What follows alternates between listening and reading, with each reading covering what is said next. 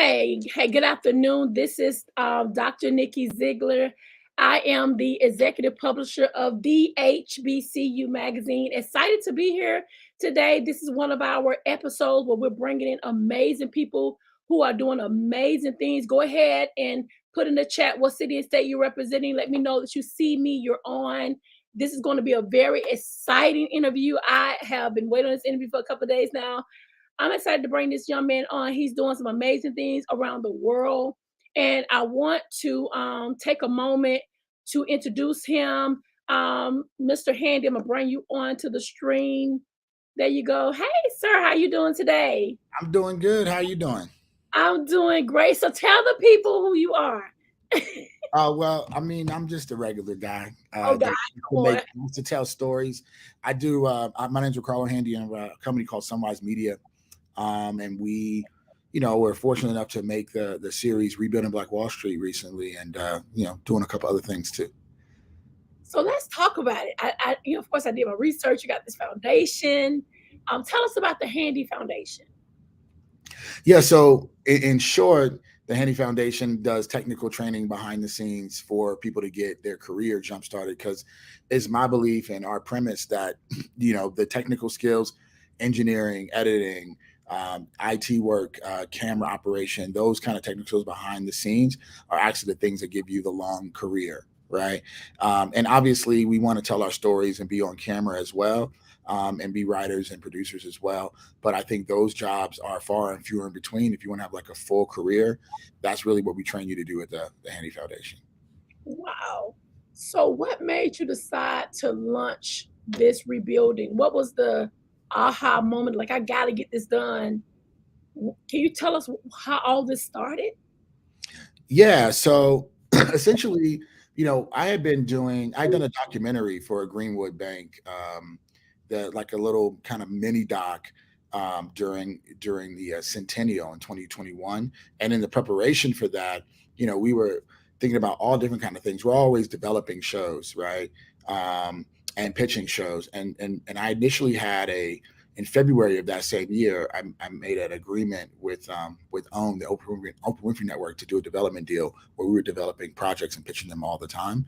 Um, and this was one of them that we pitched, kind of leading into the time period in that summer where I was shooting the documentary. And the idea was simple. There's folks that are raising money, brands, trying to go beyond the black square to say they're going to support, rebuilding Black Wall Street, building some of these homes and businesses. And so we thought, well, we can attach some of those brands and partners to a show where we're featuring the rebuilding. It'll be a win-win. So that's kind of how it got started with that idea. So, how has it been? How has the process been? I will say this. I think that a lot of times, the idea is is uh, is easier to come up with than the actual operation of the an execution of the project. You know what I mean? And I think that it took us a year of a lot of back and forth with the network to even get started. Because our whole television industry is kind of changing right now. A lot of things are being greenlit and then stopped because of strikes and things like that. So we were fortunate to even be able to shoot still, you know what I mean? And still be able to make our show. Beyond that, the process of getting a show like this done is a difficult one because it's home renovation, business renovations are always difficult. And then we were trying to tell this history that, quite frankly, not everybody wants to talk about all the time, right? Not everybody wants to acknowledge that their city, their home, the place that they grew up in, was also the location for mass murder. Wow. So, how did you pick the people to spotlight? I have to ask that question. These are questions that I've gotten. So I want to, Yeah, want to. I mean, it's important. I mean, it was a initially we went out wide and we just wanted to see what stories were out there, what people want to build. And unfortunately, just with all the timing and the finances, like, we weren't in a position to like really pay to rebuild properties, right? Like, we weren't really in that position. Unfortunately, we weren't able to secure, you know, tons of sponsors that were going to be willing to donate that money to be able to rebuild some of these properties. So we had to partner with people that were actually doing the work, which kind of was the concept of the show anyway. We didn't want to come in as a savior and be like, this TV show is doing something that the people of the city couldn't do. We really wanted to, dig deep and find the people that were really doing the work already and feature them. And then we just had to like work around their schedules. You know what I mean? So there were a lot of people that we wanted to feature in the show that had great stories, but they just weren't building, they weren't actually actively building anything at the time. And we hope to maybe film their stories down the line. So, okay, what was the tie to Morris Chestnut? Why was he selected to be the face of it? So we started filming the show in January, or excuse me, like late February, early March, and and we always knew we wanted to partner with a host that was tied to the community. That had some ties to the community. And actually, Morris is from Tulsa. And his family's from Tulsa. His mom went to high Yeah. school there. And so there's some connection there. He actually does stuff in the community occasionally, makes appearances, stuff like that. So the network really worked to connect him to the series once we were filming. What are some of the other shows you've done? Have you done other shows similar to this before, or what's the future looks like? I've done a lot of different kind of shows. I've probably done every kind of show you can imagine as a producer. I Okay. created a show called Saints and Sinners for Bounce TV when I was there as a network executive. I produced the Keisha Cole show back at BT a long time ago. I Oh, I helped develop Mary Mary with E1 and some of their shows for E1 initially that were on WeTV. Um, and I actually did the first original that was on OWN Network, which was in 2012 called Pink Pastry. A lot of people don't know that one. That was not that popular. But I've done a lot of different shows over the years, scripted, unscripted, Trumpet Awards, and then we do a lot of podcasting too. So we do a lot of different work, and we're kind of like the behind the scenes, folks that make it happen. So yeah, that's what we so do. my question to you: how did you know that you was going to be an executive producer? Like, what was that moment? Like, you know what? I'm gonna get into this field. Well, I started my first executive producing, like producing a television show job was like in 2007, which was the Keisha Cole show, right? So maybe 2006, 2007. So, prior to that, I was an editor of television shows. And prior to that, I was a music video director. And so I've always been in this space since I was 14 years old. I've never done anything different. Uh, Wow. just kind of moved with the industry. You know what I mean? So I got into reality TV in the early 2000s, right when it was kind of becoming a thing on Fox as an editor. And then because of my directing background and my talent relationships, I got put in a position to actually produce things I was editing and eventually be in charge of the whole show. So I've been show running for, I don't know, almost 16 years now. That's a long time. So what would you tell the typical HBCU student who want to be where you are? What kind of pointers can you give them? Well, With- let me give you guys one. First off, if you're not up on it, you need to be up on HBCU in LA. That's an organization Stacey Milner runs yes. That they really do great work with getting people into opportunities in Los Angeles. But there's definitely, like, just like if you're going into college and you're trying to look for every scholarship available, there's also a lot of programming available to get you into opportunities in Hollywood. But what I would say today is actually most valuable is to sharpen your skills, right? So if you're in an HBCU and there's a media department, or you have your own YouTube channel, or whatever you're up to in the media space, even if you're just interested and you just want to help out on productions, you want to get those hours under your belt so that you actually know what you like, you know what you're good at. And then the second piece to that is to make sure that people know that you're good at this thing, right? So if you've been editing, you've been writing, you've been whatever you've been doing, make sure you have a nice little portfolio that really describes not only what you've created, but what you actually know how to do. Like, not just that you were a part of it, or you was a friend, or you was on set, but like, this is what I actually did. And you have to have a way to illustrate that such that you can share it with folks in the industry like me. And you want to reach out, with the advent of social media, LinkedIn, etc. You can reach out to everybody. And I always tell people, definitely sign up for IMDb Pro. You can get the direct contact information for a lot of producers and hiring managers in the business. This is so good. So did you attend the HBCU? No, I actually did not even go to college. I started directing when I was 18 years old out of high school. I started So my what, first video was for Master P, like my first big video, Master P video, and what it was like, it's like 98. you didn't do the movie with him? What was that movie? It was him and somebody else. And I'm like, this movie, it was a Talking good about the movie. movie with Eddie Griffin Was it back in Eddie? the day. Eddie Don't Griffin. My Juice in the Hood? Is that it? No, No, that's not. that ain't Master P though. No, that ain't Master P. He did a couple. He did. I got the hookup, and he I did. got the hook up. That's He it. did Foolish. He did Foolish. Yeah. Did you do I got the hook up? Nah, I worked on Foolish though. You worked on Foolish. Yeah, I was a So you production. said you started at 14. So what did you do at 14? So there was this movie called Dry Long So, which you can actually look up. It's actually just got re-released the 25th anniversary. It was the first black woman directed film in Sundance by Colleen Smith, and I was the production assistant on it. I actually got a line in the movie, and I was, it was like an independent film, but a lot of those films were shot. Independent films at that time, they were shot utilizing a lot of San Francisco State students, right? And so I was volunteering and ended up working on that film. And then met a lot of people, and then ended up working on music videos from there. So I did like everything. My first video actually I worked on was E40 Sprinkle Me video. I was like a PA intern on that movie. Wow. Yeah, so I did like everybody from Too Short, Eminem, Kirk Franklin, the Revolution, God's Property videos. I did all those videos back in the day as a PA.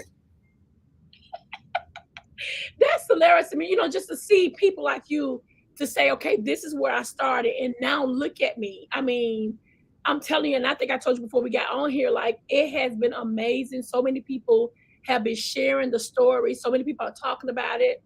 There's a group that's available that people are just having a dialogue on what really happened back in the day in Tulsa. So I really, when I saw the piece, normally I have my editor to go, and I'm like, no, I want to do this myself, because I Right. feel it's a way of giving back and really spreading the word, what really happened.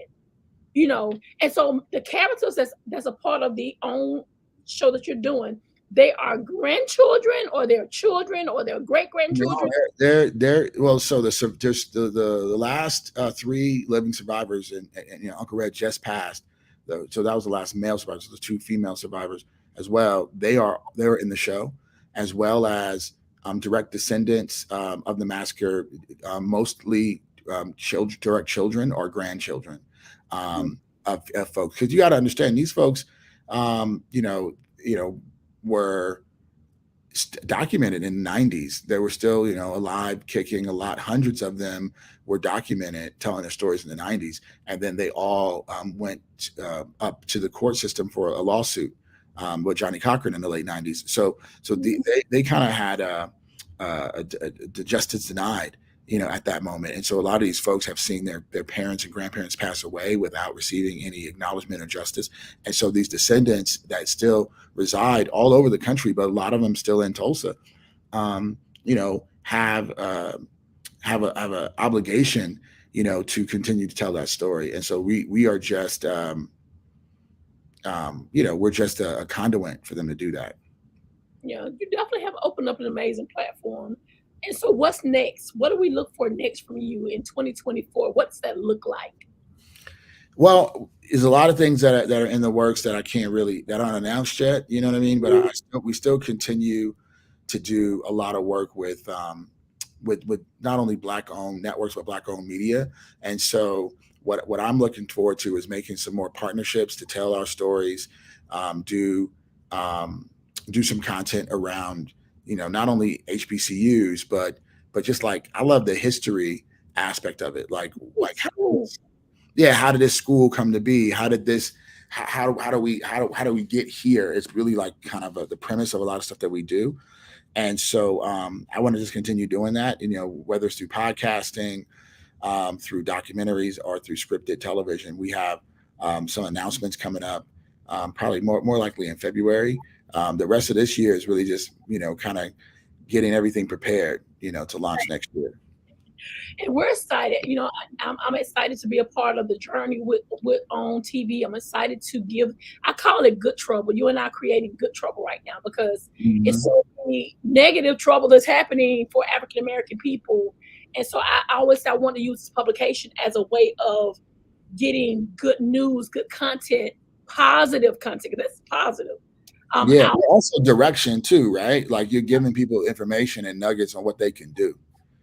Yep. Yep. So and I love this. This is my kind of interview. So I was very intrigued. In fact, I told the young lady who hooked this up, I was like, please, I want to interview him because I knew you got to talk to the visionary. What made that brain of yours say, okay, we're gonna do this, and this is how we're gonna lay things out. And to see who you are, your history, and how you've paved the way. I love what you said. You was consistent. Like you've been doing this since you were 14. You're not new to this. This is what you do. So you Well, I, can I would say this though, too, like a lot of people, um, I've been faced with a lot of situations where people might have quit or given up or not tried because it's not always easy for us to tell our stories our way. It's not always easiest for us to be authentic because a lot of times you have folks that don't know our culture making decisions for us about the stories that we're allowed to tell, the way we're allowed to tell them. Um, yes. and so it's difficult if you don't have that experience and that ability to stand your ground and say, hey, this is important to tell it this way.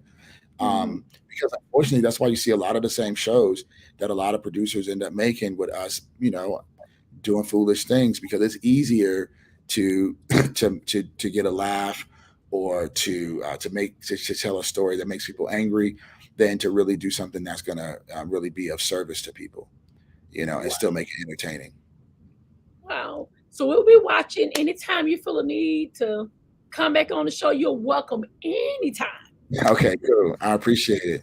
Definitely open, and we'll continue to watch and see how the progress happens off these episodes in the next couple of weeks. I'm excited. I'm going to be Well, tuned. let me tell you, all the episodes are available on Max right now. So you can tune in on HBO Max or it's called Max now. You can Okay. watch all 6 episodes on there, and Yes, definitely that support it and definitely keep sharing about it. got you. Well, thank you so much, sir. And we looking forward to seeing you soon. And thank you for your time and have a good day. Thank you for being a part of HBCU Talk Show. Thank You be you. blessed. Take care. Bye. Bye bye. Man, listen, guys, that's what's so good. Okay, now I can be Nikki, right?